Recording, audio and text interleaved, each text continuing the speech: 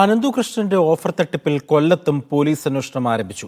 ചവറ, കരുനാഗപ്പള്ളി സ്റ്റേഷനുകളിലായി 45 പരാതികളാണ് ലഭിച്ചത്. അനന്തുകൃഷ്ണൻ നേതൃത്വം നൽകിയ സീഡ് ഏജൻസിയുടെ ചുമതലക്കാരനായിരുന്ന കരുനാഗപ്പള്ളി തഴവ സ്വദേശി മുഹമ്മദ് നൌഫലും പോലീസിനെ സമീപിച്ചു.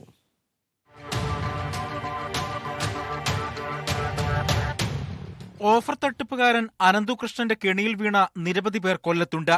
പകുതി പൈസയ്ക്ക് സ്കൂട്ടർ, ഗൃഹോപകരണങ്ങൾ, കമ്പ്യൂട്ടറുകൾ, ഇതൊക്കെ തന്നെയായിരുന്നു വാഗ്ദാനം. അനന്തു അറസ്റ്റിലായതിനു പിന്നാലെ ചവറ, കരുനാഗപ്പള്ളി, ഓച്ചിറ സ്റ്റേഷനുകളിൽ ലഭിച്ചത് 50ഓളം പരാതികൾ. ഓരോ പഞ്ചായത്തിലും കമ്മിറ്റികൾ രൂപീകരിച്ചായിരുന്നു തട്ടിപ്പ്.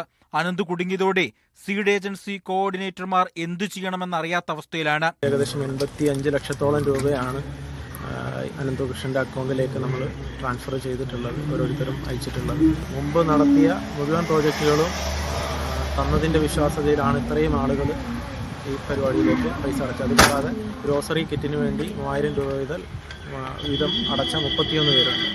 ഏകദേശം 85 ലക്ഷത്തോളം രൂപയാണ് ഇത്തരത്തിൽ ഓച്ചിറ സീഡ് സൊസൈറ്റിയുടെ കീഴിലുള്ള അംഗങ്ങൾ അനന്തുകൃഷ്ണന്റെ കൺസൾട്ടിംഗ് ഏജൻസിയുടെ അക്കൗണ്ടിലേക്ക് അയച്ചിട്ടുള്ളത്. പ്രമുഖ വ്യക്തികൾ നേതൃത്വം കൊടുക്കുന്ന സംഘടനയാണെന്ന് കരുതിയാണ് നൌഫലിനെ പോലെയുള്ളവർ എത്തിയത്. തട്ടിപ്പാണെന്ന് മനസ്സിലായി തുടങ്ങിയതോടെ അവർ കൈയൊഴിഞ്ഞു. സത്യം പറഞ്ഞാൽ ഇത് തട്ടിപ്പാണെന്ന് ഇപ്പോഴും വിശ്വസിക്കാൻ പറ്റാത്ത ആ ഒരു സാഹചര്യത്തിലൂടെയാണ് നമ്മൾ കടന്നു പോകുന്നത്. എല്ലാം സിസ്റ്റമാറ്റിക്കായിട്ട് ചെയ്തു വെച്ചിട്ടാണ് ഈ സംഭവം ചെയ്യുന്നത് എന്നുള്ളത് കൊണ്ട് ഇത് തട്ടിപ്പാണെന്ന് വിശ്വസിക്കാനേ കഴിയാത്ത ഒരവസ്ഥയാണ്.